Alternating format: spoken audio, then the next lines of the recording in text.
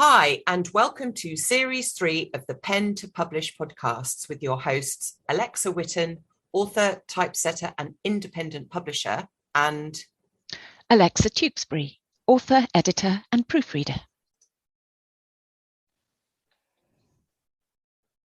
Hi, and welcome to the Pen to Publish podcast, episode 4. Episode 4. I tell you what, it flies by. The recording of it flies by, and then when you actually schedule all these episodes to go out for a series, and then you turn around and the series is finished, and we're recording the next one. Yeah, and we're getting older. I know. Anyway, today I do like a pet peeve episode. So today we're going to be talking about pet peeves when it comes to bad typography. And I think if you understand what you shouldn't be doing, will obviously help you with knowing what to do. So far we've looked at typefaces, what they are and how they differ from fonts. We've looked at contrast, how to make your typeface choices so that your reader can easily read the book. And we've also looked at the differences between serif and sans serif typefaces, and always remembering it's about the end user and how that then affects your decisions on what typeface to pick. And obviously you can use certain design elements to make parts of your book stand out. So now we're going to get into the nitty-gritty of typesetting. If you remember when Alexa One talked about getting your book ready for an editor, her style guide was quite specific, and it differs massively to what a typesetter will do once it's been through the editing process. Getting your book looking like a book is where the typesetter uses their skill, and it's why I request that all fancy typesetting add-ons that the author usually uses because they think it makes their book look better is just a waste of time. The only thing that is of use to me is clear indications of headings and the hierarchy that they follow. So take the headers off, take off the page numbers. I think editors and typesetters are basically after the same thing from authors. So a straightforward Word document with no fancy formatting or elaborate typefaces, because, from an editor's point of view, an editor will just need to take all those things out to get it ready for the typesetter, which actually makes it a lot easier for the writer. All writers need to do is open a Word document and type.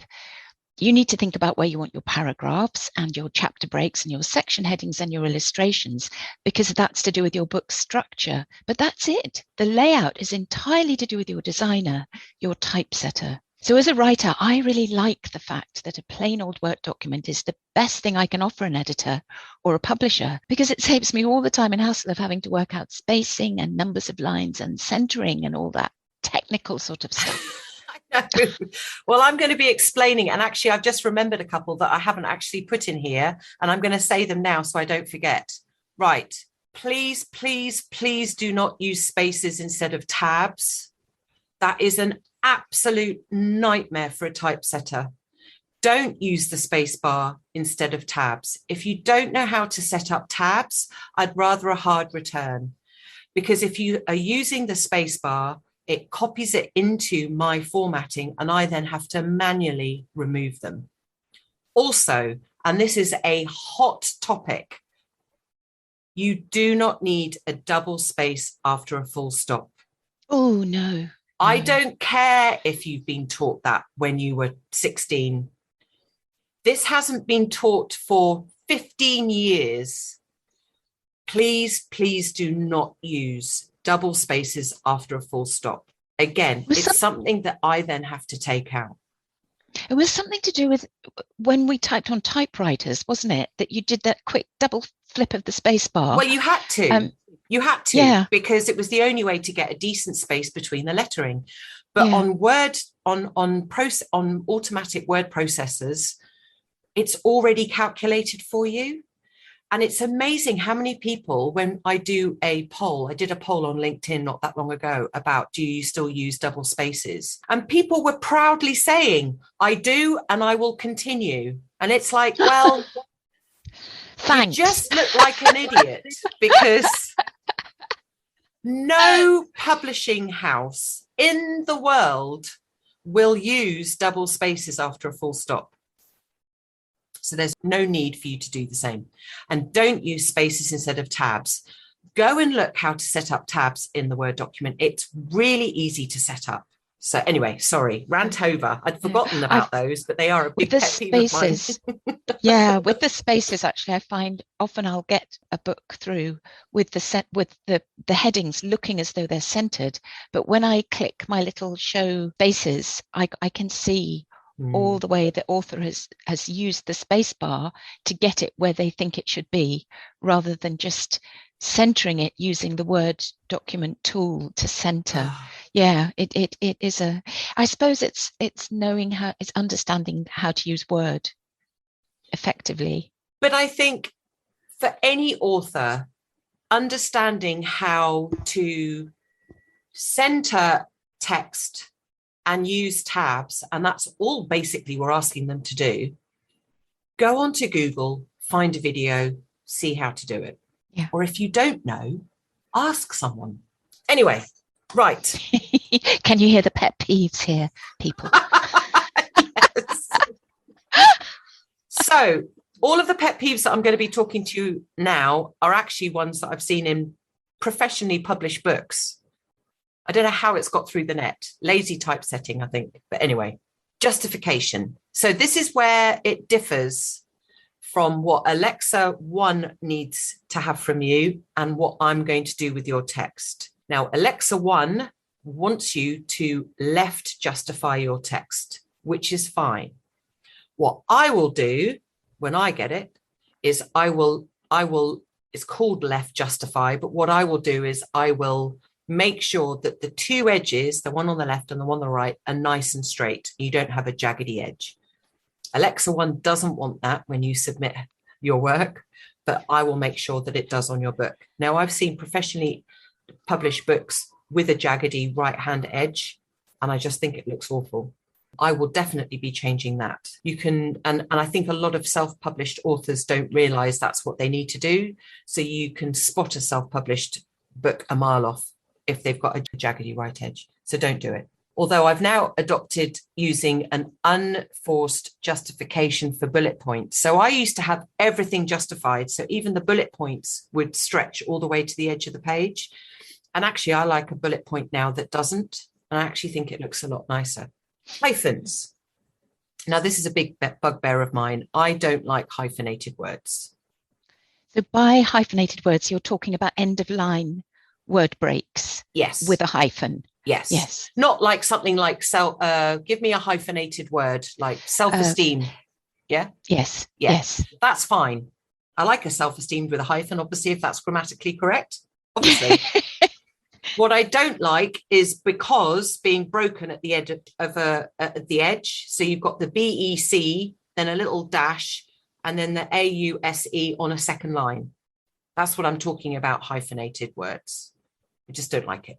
So I've got my setting on my InDesign that actually turns all hyphenated words off, so you can't see any broken words. And I think if you do have hyphenated words, like the ones I'm talking about, breaking words, it actually makes it hard to read. Now, not having hyphens can cause some reflow issues. And by that, I mean your words, in order to have them fitting on one line, might bunch up too much to stop a hyphenation.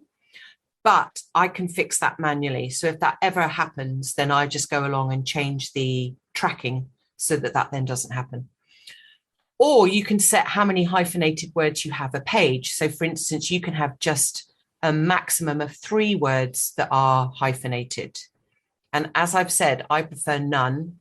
And I do think that hyphenated words that go over a page, and I've seen that, is just lazy typesetting. Yeah, I must say, I wish all typesetters would use that setting that you're talking about, because when I get the proofs of a book to proofread, and I'm sure you know by now, but the proofs are the stage of the book where it's been through the editing process and it's now been laid out by a typesetter in its publishable form. When I get those proofs to proofread, and within the first couple of pages, I find 7 or 8 word breaks, my heart sinks to the floor, because believe it or not, my daughter says to me, but how's anyone reading going to know where this word's supposed to be broken? But believe it or not, there are specific places in a word where it's okay to have a break at the end of the line. And there are specific places where it's not okay. So as a proofreader, one of the things you have to check is whether the word breaks are good or bad.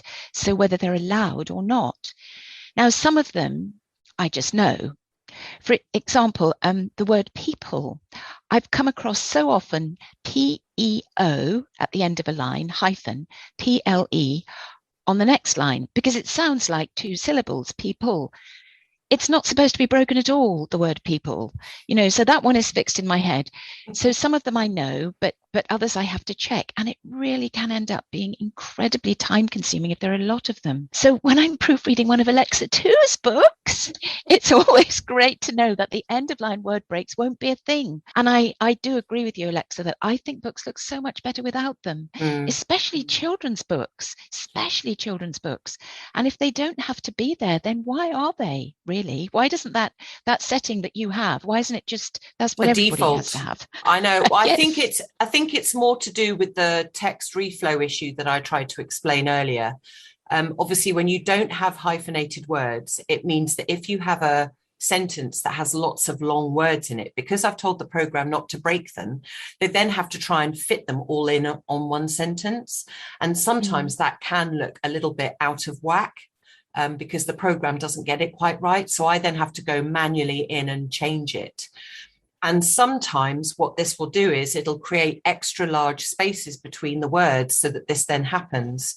And some people just don't like that. I mean, I do. I'm a fan of that because I don't like broken words when I'm reading. I find it difficult. So I just take them off and go through the process of having to manually change a few paragraphs, sometimes with a different spacing setup. But I don't like them. And especially over a page, like at the bottom of a page. Seriously? Yeah. It's ridiculous. Anyway, so hyphens, don't do them, I would say. Orphans and widows. So this term refers to a line of text either at the bottom of a page or at the top of a page. And I don't like a single word left at the bottom of a page. It's quite difficult to explain, trying to explain a concept here. And obviously we're speaking on audio. So basically you have a paragraph at the end of the page, and then you have one word that is on a single line right at the bottom of the page. I don't like that. I think it looks awful, especially if the word is it or on. Like if it's two letters, that's what's known as a widow. It needs to be bunched back up to the sentence above if possible. And what I'm going to do is I'm going to show you an example of this on the show notes so you can understand. It just looks a bit unfinished. And orphans, these are words or a word on their own at the top of the next page. Now, I don't like any orphans, and by that I mean not just a single word, but I don't like a single sentence appearing at the top of the page and then another paragraph. I don't like that. I either want a minimum of 2 lines at the top of the page, or what I'll do is I'll put that last sentence on the bottom of the page previously. You can easily fix these either by adjusting the leading on the widow paragraph, which means that the one word that's left hanging gets sucked up into the paragraph above. Or for the orphan, you nudge a line of text over so that you have 2 lines of text at the top, or you extend your paragraph border on the previous page so it fits in there. There is also something now that I've seen on a book that I've just read. This is really weird. I don't know how this happened. So there was a hanging quotation mark. Basically, someone was speaking. They had an M dash to sort of signify that they hadn't finished what they were talking about. And then the end quote, literally the end quote, was on its own line. So they must have put a space for that to happen. They must have put a space or but after the end of the dash. No idea. I've never seen it before, but it was like it appeared about 4 times in this book. Wow. So there was a single line with just the end quotation, which just looked really strange and odd. Yeah. So anyway. Yeah. And widows and orphans, with you saying you don't like them, all the publishers that I work for, there's something that we're told to look out for because they don't want them either. And they're another thing that can end up being quite time consuming, because sometimes as a proofreader, you have to look at ways of editing the text or moving it around, so that a typesetter can make the adjustments needed to shift them up or shift them back onto Down. the previous Yeah. page if it's the last Yeah. line of a paragraph at the top of a page, and say that it's just that the time consuming nature of it. So I always hope that the typesetter has made those adjustments before sending out the proofs. Yeah, I mean, I can actually set up, I know there's a setting on InDesign that doesn't allow widows or orphans. And you know what? It's probably one of the settings that I haven't actually put on. I haven't turned that on, and I probably should, because then I wouldn't have to do this manually. So I need to look into that. Anyway, italicized text. Now, I'm not saying I don't like italicized text. I do like italicized text. And sometimes you need to have an italicized piece of writing to really emphasize a word. What I don't like is when the italic font is a really hard one to read. And especially, I don't know what this style of styling is called, Alexa, you might know. You know, when you're reading a book and the protagonist has a flashback to the past, or you're suddenly reading another character's point of view that the author doesn't really want you to sort of explain who they are, and they'll have a whole chapter in italicized text. I don't like it. I think it's lazy. Yeah, I think there's other ways to do it as well. Like I've seen flashbacks where the flashback text is indented more than the main text. So that's another way to make it stand out without using italics. But I think as well with characters and point of view, I mean, this might not be what you're thinking of, but again, I've seen the chapter titles tell you whose point of view it is. If it's a multi-point of view novel, say, the chapter title will be the character's name, and then that's their bit. And then the next chapter title will be the next character's name, and that's their bit. So it's very clear, and you don't have to change the font or the typeface. There's other ways of doing it. The only reason why I don't like great long chapters of italicized text is actually it's really hard to read. Yes. And I don't like it. I think it's lazy. I don't like the style. It was very done about 6 years ago. It seemed people were doing it in books, in fiction books, sort of having a point of view of someone that we didn't really know. And they put it in italicized text for us to realize that's what was going on. But I'm sure there are other ways of doing it. But I just don't like seeing massive, great, big, long chunks of italicized text because I think it's hard to read. Fine for just every now and again for emphasizing words. Yes. I really like it for emphasis. Definitely. But not whole blocks of text. Exactly. No. Parts of the book that have too much emphasis. So this happens a lot with new typesetters. And actually, funnily enough, I'm just reprinting a book that I did 8 years ago. And I'm like looking at the typography going, oh my God, I can't believe I used to do this. So I used to make this mistake. So you give too much emphasis on things like headers and page numbers, when actually headers and page numbers really are just there to guide. They're not there as a feature. You shouldn't really see them. In fact, they should be there. You should really be unconscious of seeing them, but only when you then go back and take a look can you then see them. In fact, Alexa and I are just working on a collection of children's books at the moment. And the page numbers, for some reason, are really big. Like they're massive. They are.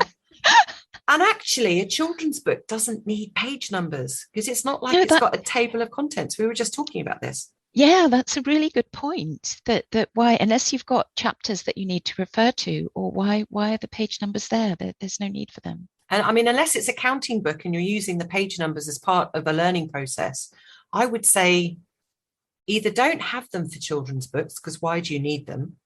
Or just make them subtle so that, you know, they're not part of the design feature. Because this one, I mean, I don't know, it's about 40 point. It was ridiculous. But anyway, lists. I have a golden rule for using bullet points and lists.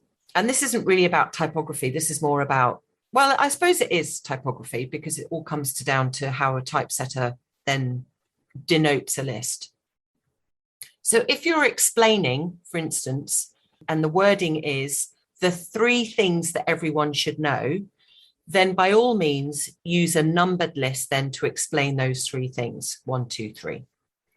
If you're explaining some things that everyone should know, that's the wording, here are some things you should know, then I like a bullet. What I don't like is when someone has used numbered lists for every single time there needs to be a list of something, because I don't know, it just looks really formal. And unless you're specifically saying a number within the description, I would have it as a numbered list. Otherwise, I'd use a bullet. That's really interesting again, because independently, a book that I did a few months ago for another publisher, the author had done that. Every list was numbered. And actually, independently of you saying that, I did change, unless she said here are the top 3 things or something. Yeah. So you wanted the 1, 2, 3. Yeah. I did change the others to bullets. There you go, you see. So, you know, there we're just go, so Alexa. in sync. I know.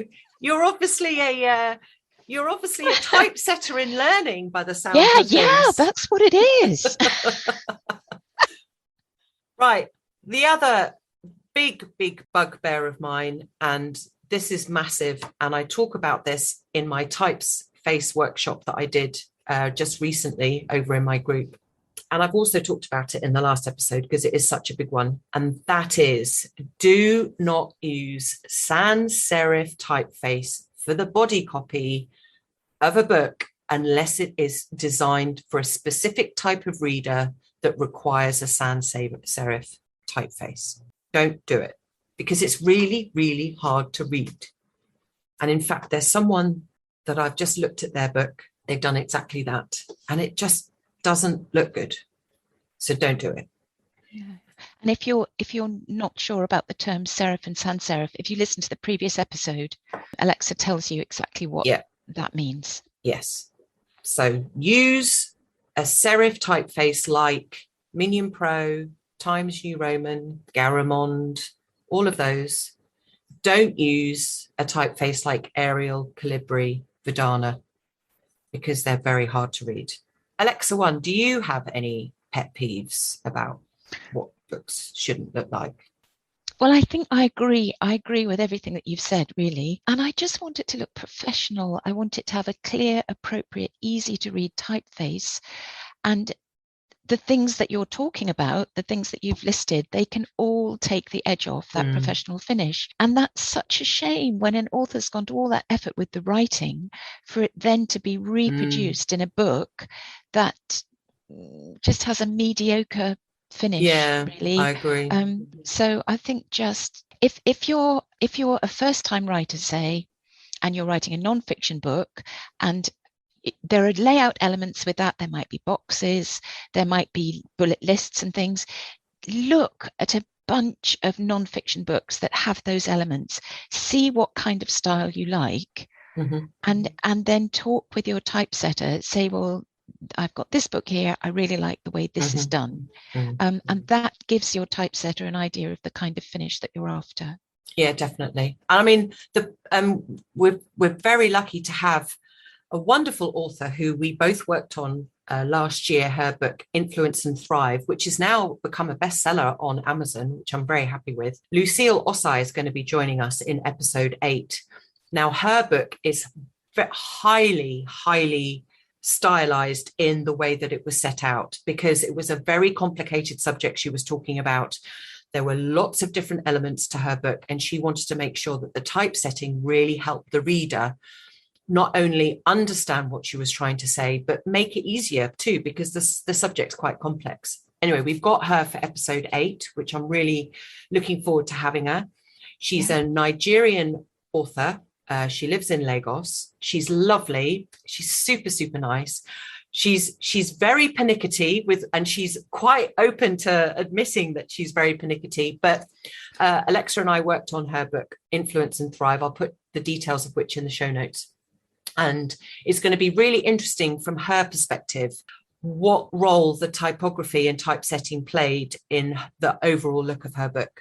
So you'll hear it from an author's point of view with what she was looking out for as well. Now, one more thing before we go, and this is also a biggie, and also something that I see quite often in properly published books don't allow for, is correct inside margins of their book. And by correct, what I mean is having a big margin that allows for spine so that you're not having to crack open the book to be able to read where the text goes at the end. And for some reason, I don't know why, some publishing houses just don't allow for that extra bit of room. So I always set my inside margin, if it's a book that's over 100 pages, to at least 22 millimeters from the inside out. And if I can get away with it, I go to 25. So that's it. To wrap it all up really quickly, don't use the space bar for your tabs. Don't use double spaces. Get your proper margins. Make sure you're using a serif font.